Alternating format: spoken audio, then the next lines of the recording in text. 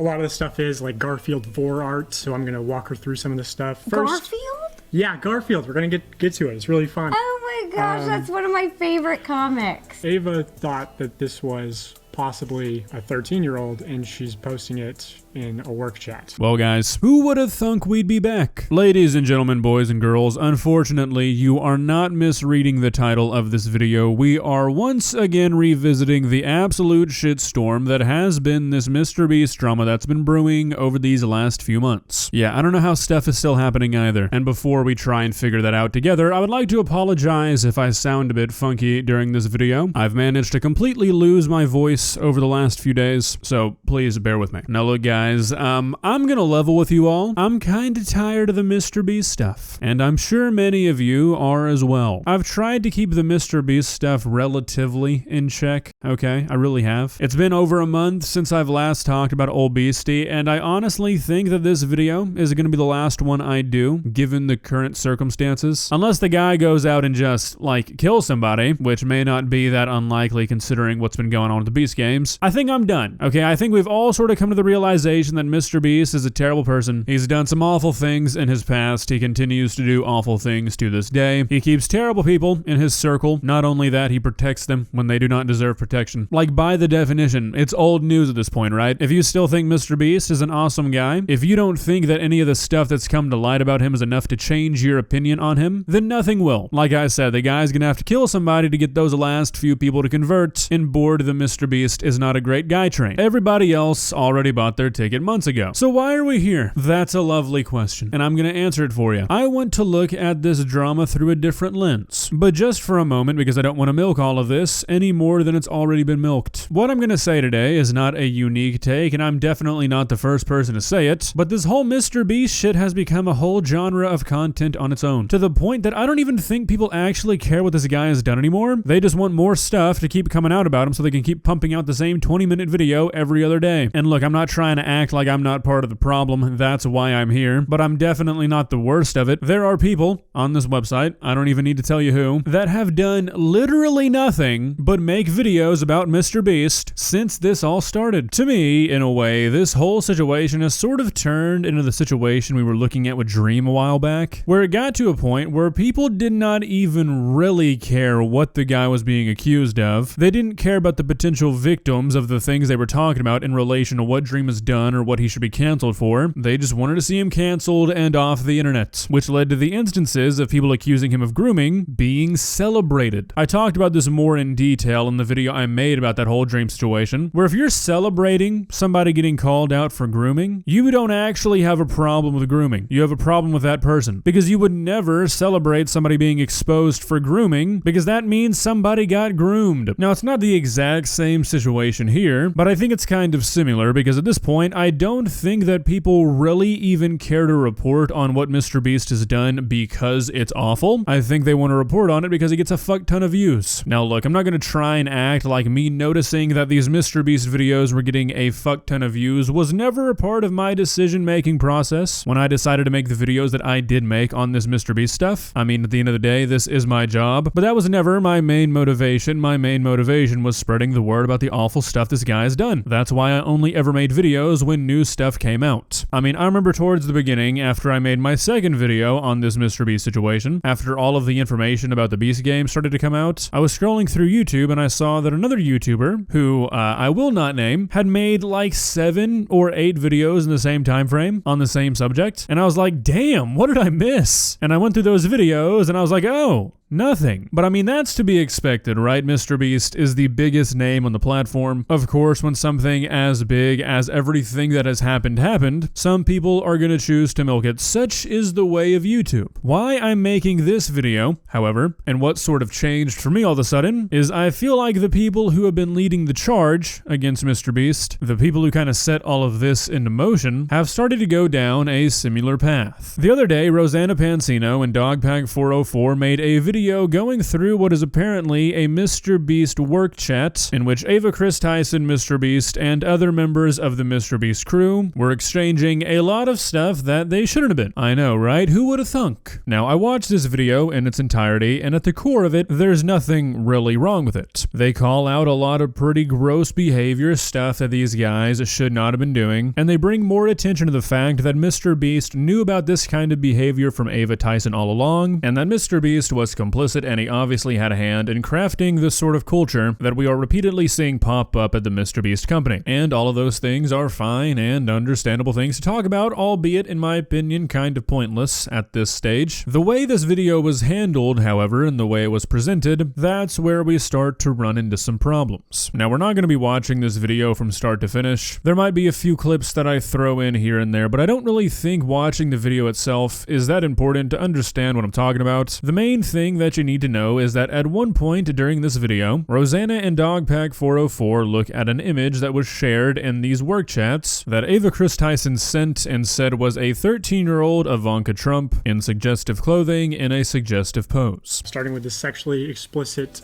photo of an alleged 13-year-old. Oh my gosh. Oh, this isn't a work chat. So Ava Tyson sends a photo of a young-looking girl in a sheer top. Ivanka Trump when she was 13. Yeah, and the message reads, so this photo is allegedly of Ivanka Trump when she was 13. Ava thought that this was possibly a 13-year-old, and she's posting it in a work chat. And then I've done a reverse image search, and I mean, it seems plausible that it is. Why would you ever send somebody a picture of a 13-year-old topless? A lot of people on the internet are labeling this picture as Ivanka Trump. I can't find any definitive proof that it is, but It looks like her. It does look like her, but like, yeah, it looks bad. And I can't confirm or deny if it is. I mean, it seems plausible to me, but either way, like having Ava Tyson saying, oh, this photo is allegedly Ivanka Trump when she's 13 and it's clearly sexually explicit. You can, you know, she's wearing a see-through top. That's insane. That is wildly inappropriate and just insane for a company chat, which I don't know if any of you guys have not entered the workforce. Don't do that. Now, obviously, this is a deplorable thing to do, and it just further reinforces everything that we already thought about Ava Tyson. However, the way that Rosanna Pansino and Dogpack404 presented this information and talked about it on social media deserves to be looked at too. And look, this is not a video meant to dogpile Dogpack or Rosanna. I think for the most part, they've done pretty good work. They've put themselves in the crosshairs, and I can respect that. And up until this point, I thought their videos had been pretty well presented and pretty well researched. But when you're treating finding potential CP in some work chats that you got access to as almost like a let's go moment, we as consumers, we the people watching all of this unfold, we've really got to step back and be like, what's the goal here? Why is this something being talked about so nonchalantly? In the video I'm referencing, they're just very flippant about this whole subject. I don't want to say they breeze past it because I don't know if that's fair, but they're accusing somebody of sharing what they thought was CP, and it's just kind of thrown in there in a way. Like, you might have to just watch the video to get an idea of what I'm talking about, but I mean, I think we can all agree that that's a very, very serious allegation, and you just don't get the impression that it's being treated that way in the video. There's also this video, which arguably I think is worse. And by the way, I have access to thousands of work chats that have not been leaked yet, and I'm gonna start leaking them, and one of them contains alleged CP. Like, why are we talking like this? I mean, when you lean into the camera and you say, it might have just a little bit of CP, like what? Like, we are talking about children being exploited in one of the worst ways possible, and you're talking like you're pretty excited to find this. Look, I have no problem with somebody wanting to take MrBeast down. Over the last few months, I have been thoroughly convinced that he is a terrible person who does not deserve his platform, but even if that's the case, there are standards when you talk about certain things. And look, I've seen a lot of discourse on Twitter talking about how this guy is just as bad because he looked at the chats. I would like to think that he investigated these chats not knowing what he was going to find inside of them. If he went into these chats thinking that that's the kind of content he was going to find, that's definitely a huge issue, and I cannot endorse that. But if you got access to these chats and you had no idea what was going to be inside of them, I don't think exposing what was happening in these chats is necessarily a bad thing. Now, I think when you start to get into stuff like this this is something that you go straight to the authorities with. I mean, this is no longer YouTube content or social media drama. I mean, these are federal crimes you're accusing people of committing. Can't really qualify this as internet drama anymore, but for some reason, that's kind of the way it's being presented. Like at the beginning, I was fully on board. People were coming out and exposing MrBeast for things that happened directly to them, their own experiences, or things they saw with their own eyes. But now it's like too many people are trying to be the fucking feds, like they're trying to play detective here. This stuff should not be getting sent to YouTubers. I'm sorry. This should be getting sent to the authorities. And I know saying that got me in trouble when I made my video about the Beast games, but hopefully we can all agree that this is a bit different. If you have chat logs that contain incriminating illegal material, maybe you should be sending them to the FBI, not YouTubers. Unlike the Beast games, my stance will not change on that. To download these chat logs, to alter these images yourself that you think are illegal, and then to react to them on YouTube, it's like, what the fuck are we doing, guys? At some point, somebody's got to be like, this is no longer okay. Okay, when you were talking about things that you saw while you were working at the MrBeast company, okay. But when you're playing like FBI agents, like somebody's gonna step too far, and we're already seeing it happening now, where no longer people are even talking about the shit that MrBeast and all of his friends have done. It's just people arguing amongst each other about the videos that these people are making. Hell, I'm doing it right now. Like if you go on Twitter right now, nobody's saying, okay guys, look, we can all agree that maybe this was not the best way to do this, but still these chats are fucking gross. Nobody should have been doing this. That's not happening. Keemstar and his people are attacking Dogpack and Rosanna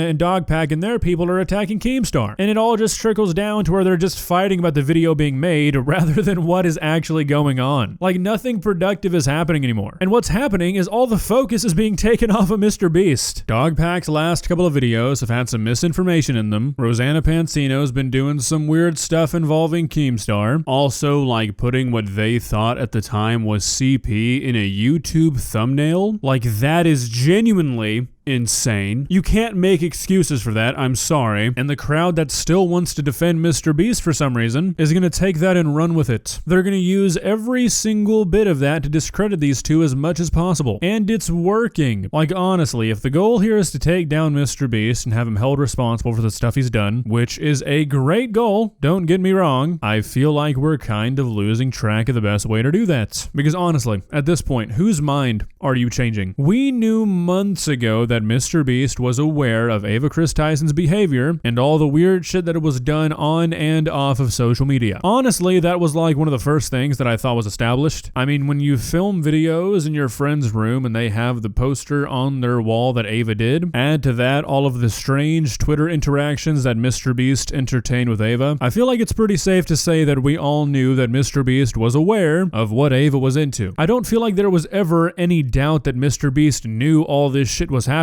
especially once that Delaware stuff came out. So why was it necessary to make what was like a really strangely lighthearted video where you are basically reacting to CP? It's just like, we can't pretend that this is productive. We just can't. Like I said, I was pretty on board with everything that Rosanna and Dogpack were doing up until this point. Again, not trying to make this video to dogpile anybody, but I've got to call it how I see it. I feel like we've gotten somewhere that's no longer productive, nor is it generating any meaningful discourse about the problems at the MrBeast company. And look, you guys might disagree with me, that's fine, but I feel like if you are saying that there's not a very stark difference between this most recent video that they made together versus what they've made in the past regarding the same topics, you're kind of fooling yourself. Go back and watch Rosanna Pansino's first videos on this, go back and watch Dogpack's first videos on this. Everything was much more serious, much more analytical. For example, Rosanna's videos talking about the testimonials of the people at the Beast games were very serious. Jokes were not being made. They were all very serious takes on what were very serious accusations. And then you come to this most recent video where they are talking about objectively more serious accusations, and the entire video kind of feels like one big joke, where Dogpack is like explaining what vor is, they're talking about cummies. It's like, really? It seems like the intentions have shifted. Now, don't get me wrong, this video is not me like siding with the people defending MrBeast. Please don't take this video as that. I know some people will because nuanced takes are not allowed on the internet. You've got to pick a side these days. I think that Keemstar going onto Twitter acting like everything that came out of these chats is null and void because of the way this video was presented is pathetic, and it's objectively worse. You can't be like, yeah, well, maybe Ava thought she was sharing CP to her coworkers, but you guys didn't make the video right, so none of that matters. Like, that's fucking insane. And that really seems to be the way that a lot of people are taking this on Twitter. But honestly, that's just the kind of stuff I expect from people defending MrBeast as hard as some people do. I guess I just expected a little bit more from Rosanna and Dogpack, which is why I wanted to talk about this. Well, guys, Election Day is coming up, and I will expect your vote for president of Yapville because holy shit, did I just go on and on. Let me know what you guys think about this whole situation. Am I looking a bit too far into it? I don't think I am. Like I said, I feel like Rosanna and Dogpack probably have good intentions. I just feel like they're really starting to make it hard to see them. At some point, you got to put your foot down and say, hey, this is no longer really content, and if you're gonna make it into content, there have to be certain standards that are followed. These videos can't be lighthearted, they can't be jokey, they can't be, haha, look at these pictures. Like I was saying, it seems like both of them have been very serious about everything so far. Why that's gone away all of a sudden? I feel like there's only so many explanations. If you enjoyed this video, please leave a like and walk on over to that subscribe button and touch it. It's free. It won't cost you anything. But for now, that's all I have for you today.